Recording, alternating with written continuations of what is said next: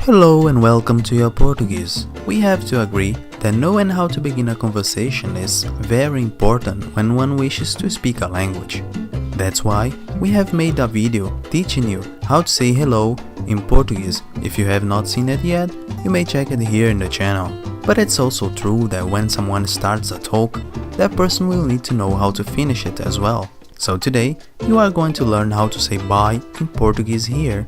As well as to begin a conversation, there are both formal and informal ways, so we are there to finish it. The most common and informal is ciao, ciao, which means bye, and it is pronounced alike ciao in English or Italian.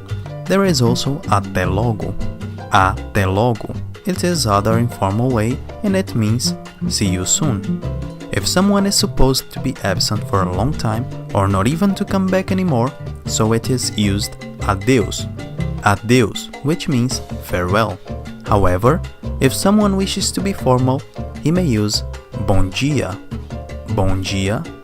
or boa noite, boa noite, both meaning good day and good night respectively.